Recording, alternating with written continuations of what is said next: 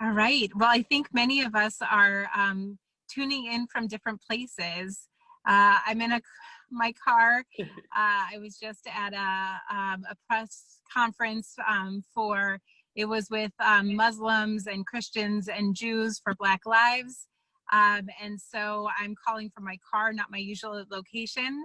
And Rabbi Rena Singer is calling from Chicago because she's finally here. Yay! I'm so excited to be here. So, so I know that Rabbi Gelman, you have some words for us, and I think we need them in these times to be able to figure out how we continue to give. Thanks. I do. I actually have a story. This is one of my favorite stories. So I learned this story from actually our Union for Reform Judaism podcast called Stories We Tell. So the story is called The Magic Slippers. So there was a man in a faraway village, and he was rather poor. Every day he sold rags. That's all it was, just these little rags that he sold each and every day. He'd go out into the country, he'd get old rags, and he'd sell them inside of the city. Well, each day he would make just enough money to get dinner.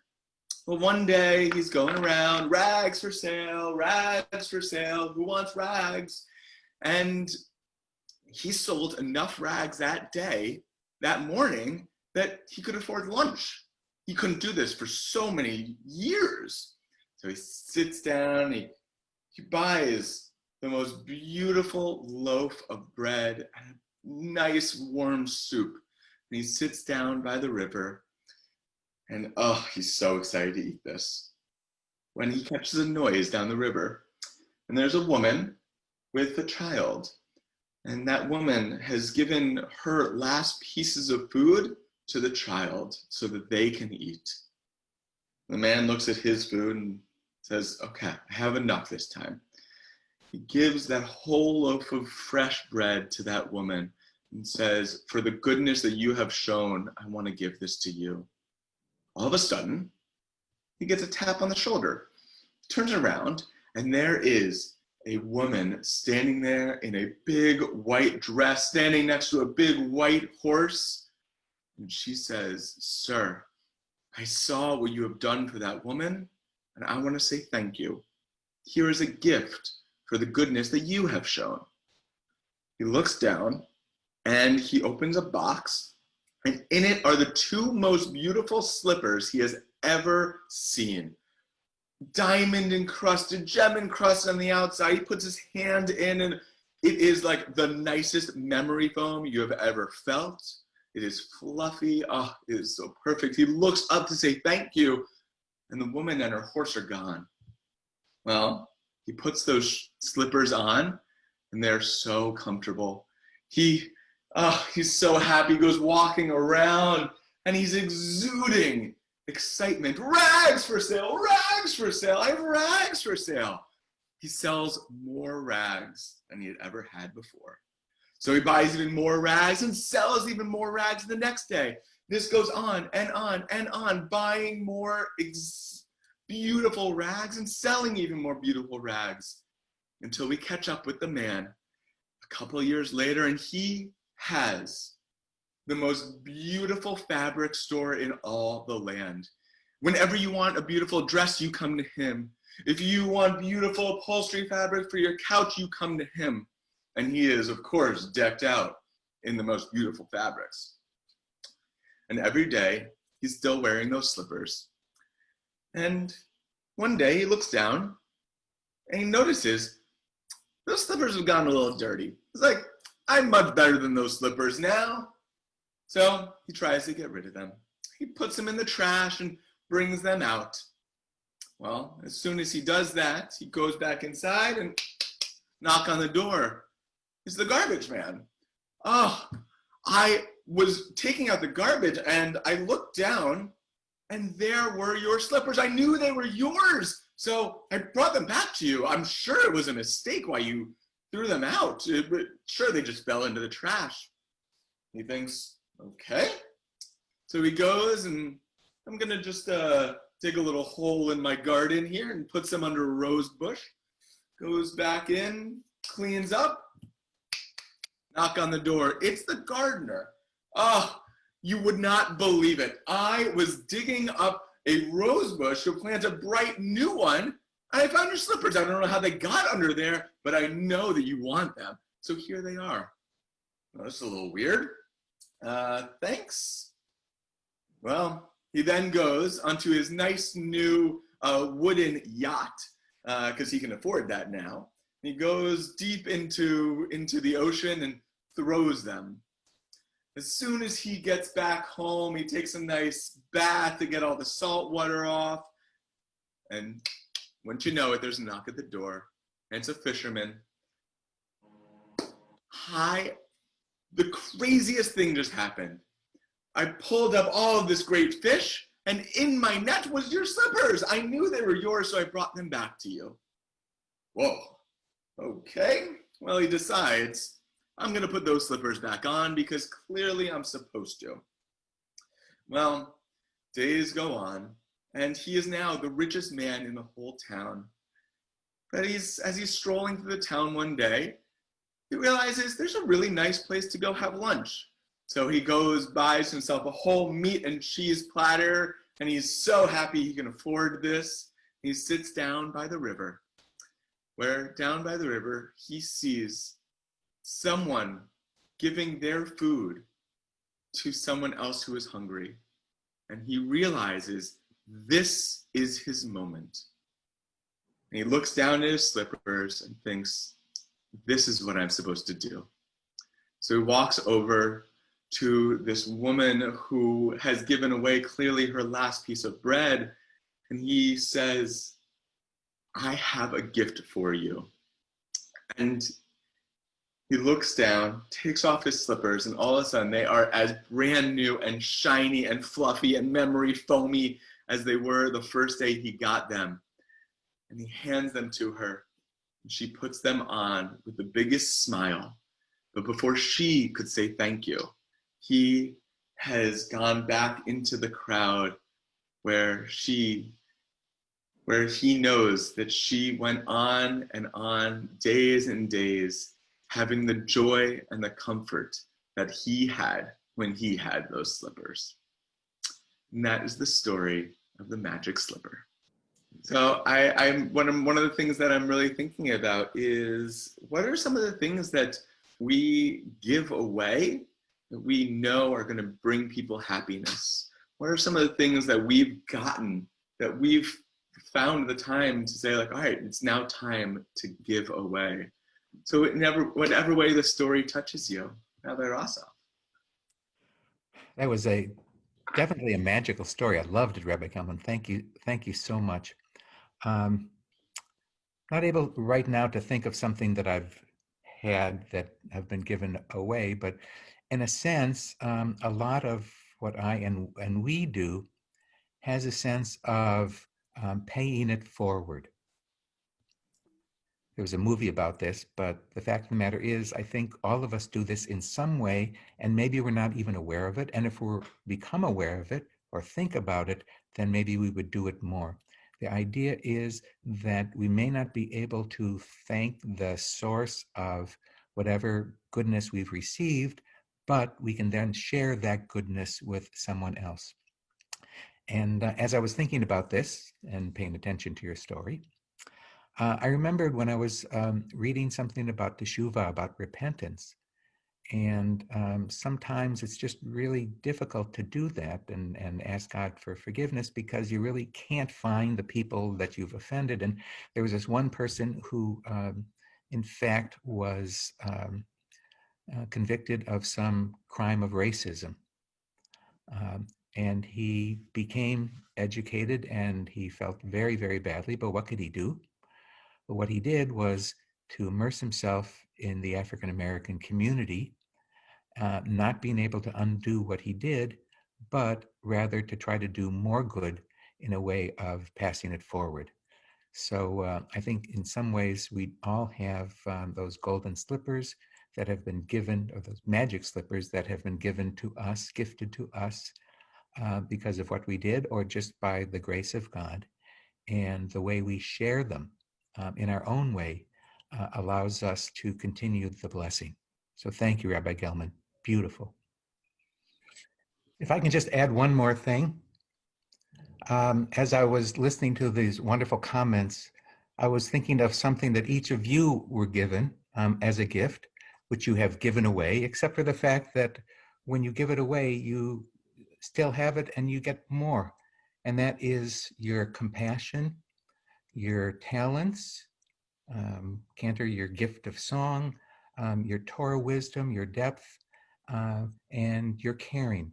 These are things that you have been given, and you freely give them away. And it's just such a blessing to have seen that and worked with you all. And I think that's true of everybody who's out there. Each one of you has special gifts that you give away every day. Name it, and you'll love it. You told me that you were going to be telling this story, and I was thinking for a bit about what I've been given that I've given away. So at first I was looking around my home and thinking, like, what have I been given? And then I realized, oh, it has to be something that I gave away. I don't have it anymore. And then I realized there was something, and I hadn't thought about this in a long time.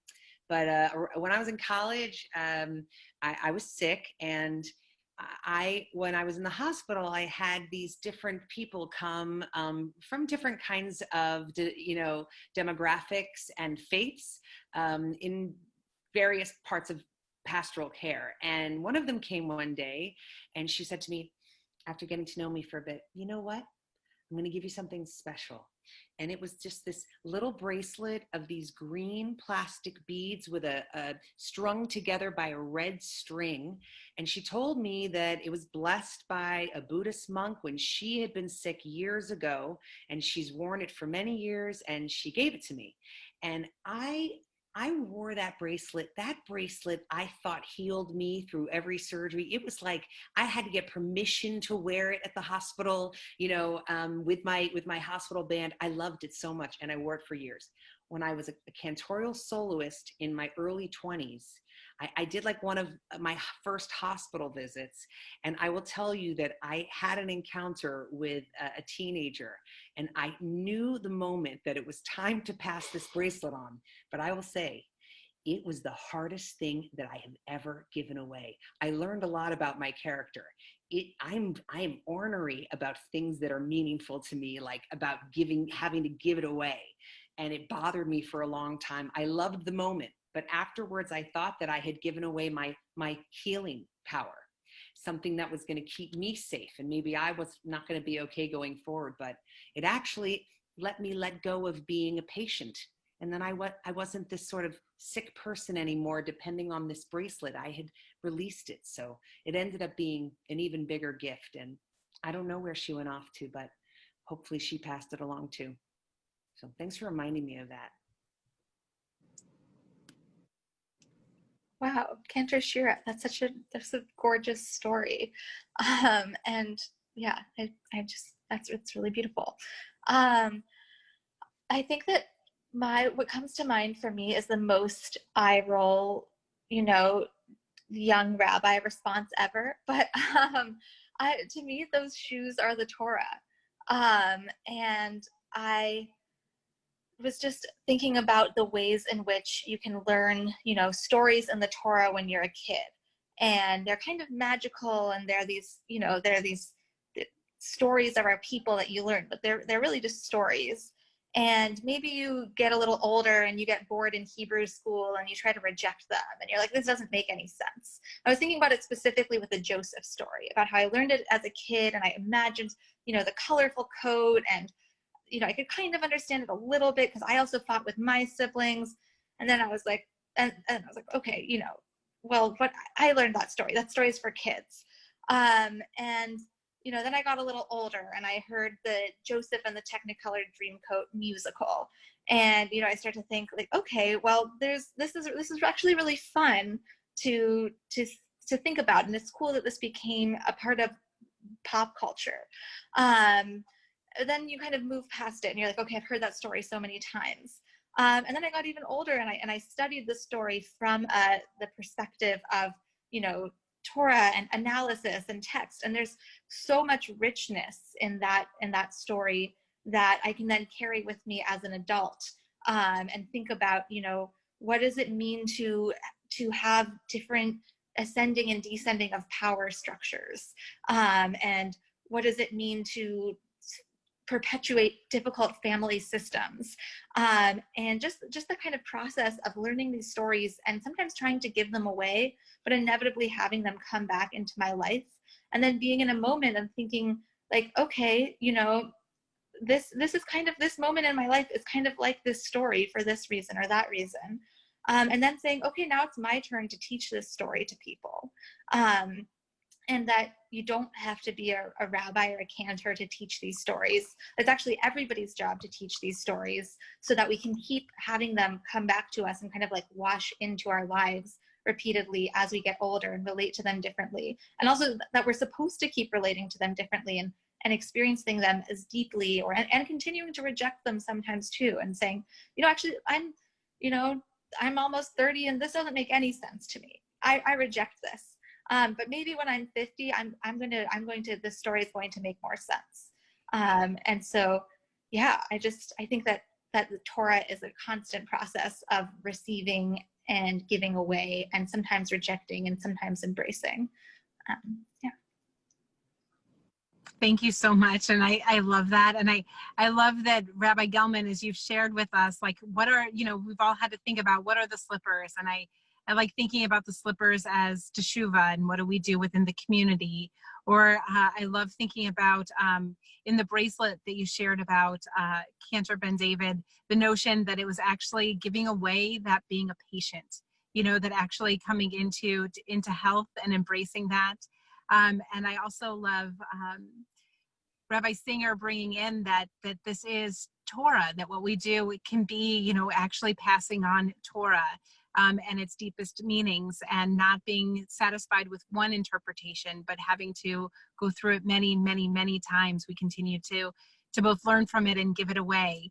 And I was thinking a little bit of this, I watched Community, that TV show a couple nights ago, and there was this Betty White was having a guest appearance as one of these community college professors, and she had like all of these different tools, or all of these different weapons, and she was saying, how can you actually combine these? Which is the most powerful weapon? And so one of the characters figured out that actually it was something not tangible, but it was intangible. It was respect. And if we could give respect away, and we could actually use that, then that would be the most powerful tool of all. Well, she actually said no, she actually combined it all into this huge like crossbow, and then shot him with it. It was not good. But what I would say about these, when we want to take something that's very physical and make it a metaphor, I think about the slippers, and I think about them as actually love. That I grew up in a home, there were 7 of us as far as our growing up with 7 kids, and my parents had so much love and patience, and they used it very broadly with us, very enthusiastically, like in a way where we always knew we were loved, and accepted and embraced and celebrated. And I think that for me, then what do I want to pass on most? What do I feel compelled to pass on is that love, and to continue to give it in every opportunity that I can. And sometimes that means, you know, like doing it, showing it through affection, and sometimes it means showing it through justice. And so there are many ways I think we're called on, I feel very personally called on today, to translate that love into tangible action. And that's actually part of what I felt like I was doing today, as being part of many voices of faith. To be able to say that we stand with, and that we work with people, all people of faith, and people of no faith, meaning faith in humanity, but maybe not having a faith in God, to be able to say that Black Lives Matter. Thank you so much. Well, thank you, everyone. And I'll say to everybody, have a great rest of the week. And I look forward to continuing these conversations. And the week. Thanks for passing along the love.